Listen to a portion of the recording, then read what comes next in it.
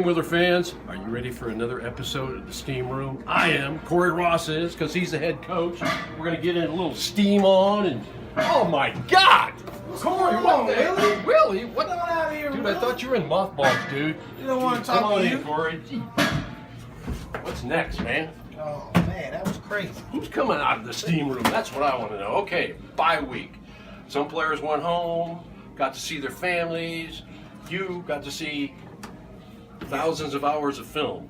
Thousands of hours. Felt like it. That's kind of what we do. You know, during the bye week, people go home a little bit, give them some time with their family, especially the out-of-town guys. And then we also just, try to catch up. We got teams that we play going forward. Got some games that they played, so we try to break them down, get some tendencies from some of the things that they do. But we also prepare for this upcoming week.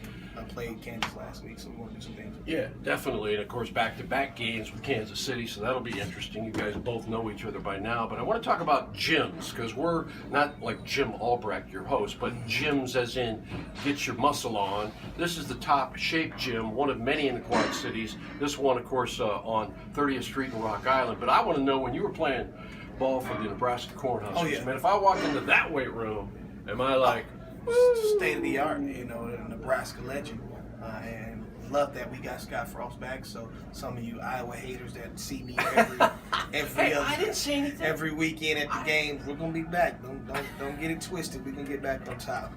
No, it's good, man. I love the weight room, man. Absolutely lived in it, man, because it was so big and just so open. It was something that we lived in. It was a Husker power. Okay, 1 and 2. I know the players feel like, man, we could be 3-0, but you gotta eat that and throw it away, right? One game at a time. Yesterday was yesterday. Today's today. We say that all the time.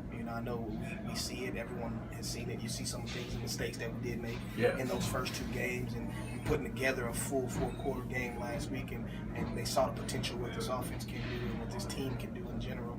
Defense played stellar, so we just got to continue to do that, protect the football, eliminate the penalties, and really just score points and give the fans what they want, big wins. So you were like, what, 5'10", 140 when you went to Nebraska, and now you...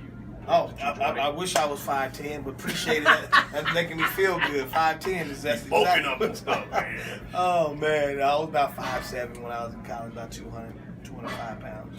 Well, listen, man, I got a couple of more of your players coming in, so Corey, good luck Saturday. Got the player of the week coming. Yeah, here he comes. Come on in, EJ. Player of the week. Want to remind you, Steamwheeler fans, man, you're looking for tickets for the next home game. It's April 21st. It's against Sioux City. It's kind of a grudge match because we lost on the road to Sioux City barely. And here he is, EJ Hilliard. You can call him QB, you can call him EJ, but you better call him elusive, because that's what he is. 6 touchdowns in his last game against Kansas City. Made CIFL Player of the Week. That feels pretty good. I got to ask you though, man, when you're scrambling like that, is that all ad-lib? I mean, I know it doesn't work every time, but when it does, it's got to be frustrating for those defenders. Oh yeah, it's very, very frustrating. Like you said, everything is ad-lib. I feel like I've been doing it since I was younger. I grew up playing wide receiver, so I attribute some of those attributes to playing wide receiver and being elusive. And then when I'm out there, it's just I go. Sometimes coach get mad at me for doing Corey gets crazy. mad? Yeah, sometimes get mad for doing something crazy. But when it results in something good, it's always, man, don't do it again. But it worked this time. Well, now, I know that you have authority figures in your life that did kind of get mad, if you will, or at least try to keep you in a narrow line and make sure that you are accountable for yourself. And one of those guys was your father, man. I mean, he never let you get a big head. Yes, sir. That's my hero. That's my dad. Someone I looked up to. He taught me everything. Still to this day, he teaches me so many different things about life, about being a man, about being a football player. And I talked to him after the games and stuff, and he coached me up the same way he did when I was younger. Tells me what I did wrong. Tells me what I can improve on, and then he tells me how good I did sometimes. And like I told you on the radio, the story when I was in high school, and I had one incomplete pass, and I get in the car, and he tells me, okay, it's on to the next, so don't settle for that. And that's when I learned to just never settle and just keep striving, no matter how almost close to perfect you become. You can always get better. And I learned a few things from Tom Brady as well. you have a great game and you miss a few passes, and those are the things that linger in your head. When you have a good game and you still can focus and remember the things that you need to improve on, just makes you better as a player and as a person. 6 TD passes last game out, so improving would be 7. So we'll go for 7. But I got to ask you this.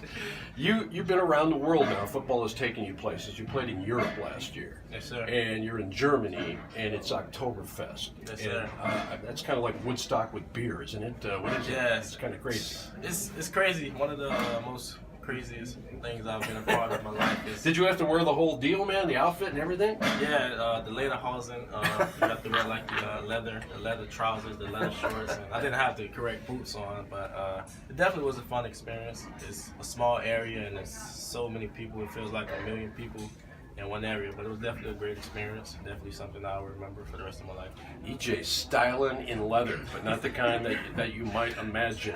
Hey, EJ, go get him, man. A pleasure watching you play, okay? Yes, sir. That is EJ Hilliard. Of course, you're watching the Steamroom from Top Shape Gym, and of course, we had a little kicking problem the first couple games.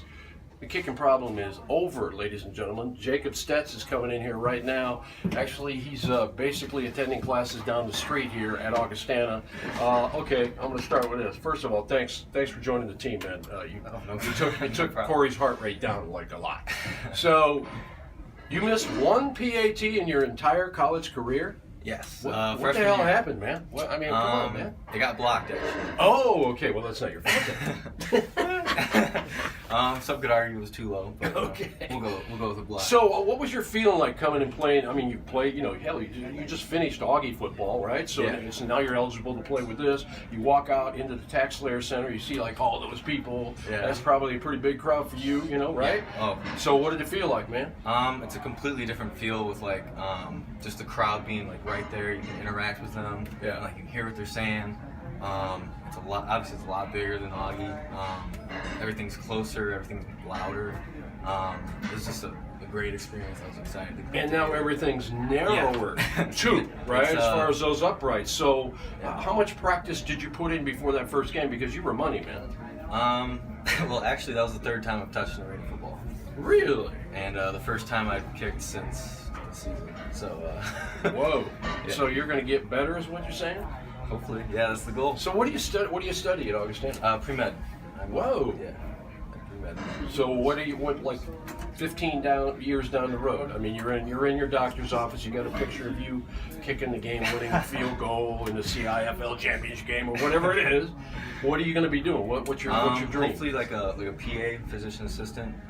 That's probably the goal right now. I'm gonna do EMT classes while I'm doing this, and then do like an EMT thing throughout the year, Yeah.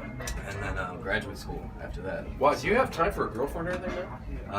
I'm single right now. All right, there he is. He's single. Anybody want a single kicker? We got him right here. That is Jacob Stetz, and that's going to do it for this edition of the Steam Room. Remember, tickets are available. We'd love to sell this place out, folks, on April 21st against Sioux City. The Steamwheelers will be up to get even with Sioux City. Go to steamwheelersfootball.com. Go to ticketmaster.com. We want to thank the folks here at Top Shape Gym. Matt, you rock. We're out.